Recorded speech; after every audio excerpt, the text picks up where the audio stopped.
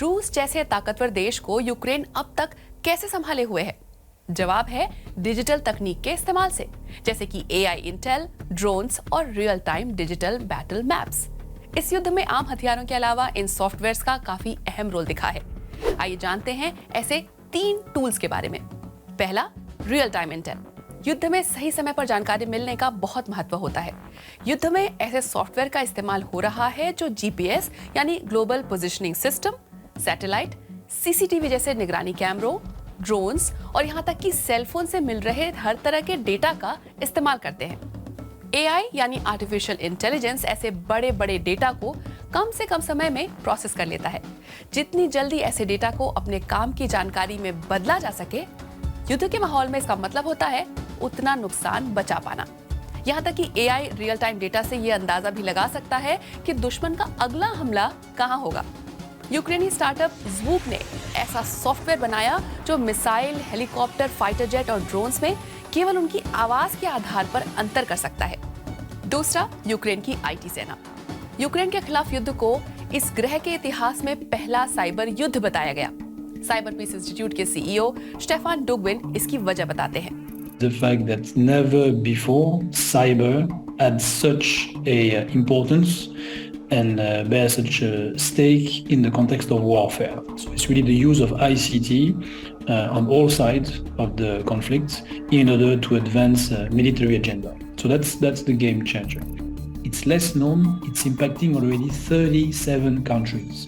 So the borderless nature of cyberspace, I think it's why this is called a cyber war, because already a lot more countries than just Ukraine and Russia are impacted by these cyber attacks. यूक्रेनी वैसे भी काफी tech savvy हैं। देश में खुद के 2 लाख से ज्यादा सॉफ्टवेयर प्रोग्रामर हैं। कुछ ने अंतर्राष्ट्रीय सहयोगियों के साथ मिलकर देश के लिए एक आईटी आर्मी खड़ी कर ली है। उनके इंटरनेशनल कलेक्टिव में 3 लाख से भी ऊपर वॉलंटियर्स हैं। सॉफ्टवेयर ही जिनके हथियार हैं। दोनों ओर के हैकर्स एक दूसरे के क्रिटिकल इंफ्रास्ट्रक्चर को निशाना बना रहे हैं। जिनेवा के साइबर पीस इंस्टीट्यूट की माने तो 2022 में 850 से भी ज्यादा साइबर हमले दर्ज हुए। इनमें से ज्यादातर DDoS यानी डिनायल ऑफ सर्विस अटैक थे, जिनका निशाना बैंक, मंत्रालय और कई अहम नागरिक ठिकाने थे। So if you look into the period January to September 2022, there's a sharp increase when it comes to attack against Ukraine. There's also a campaign of cyber attack against Russia, but the number is lower, clearly. I mean, Ukraine, we are in the realm of the 1,800. When it comes to Russia, we could document 150 cyber incidents. एक दिलचस्प बात यह है कि anonymous के hackers दोनों तरफ से लड़ रहे हैं, जो कि एक अंतर्राष्ट्रीय हैकटिविस्ट कलेक्टिव है। 100 से भी ज्यादा हमलों के पीछे एनोनिमस रशिया और करीब 50 के पीछे एनोनिमस यूक्रेन के होने का अंदेशा है। तीसरा, ड्रोन्स। कई एक्सपर्ट्स मानते हैं कि यूक्रेन के युद्ध में पहली बार ड्रोन्स का इतने बड़े स्तर पर इस्तेमाल हुआ है, हथियार और जानकारी जुटाने दोनों में। यूक्रेनी तो आम नागरिक ड्रोन्स का भी इस्तेमाल कर रहे हैं, जिसे उन्होंने विश्व भर में दान मांग कर जुटाया था। यूक्रेनी इन ड्रोन्स को रूसी टुकड़ियों और सैन्य ठिकानों के ऊपर उड़ाते हैं और जानकारी जुटाते हैं।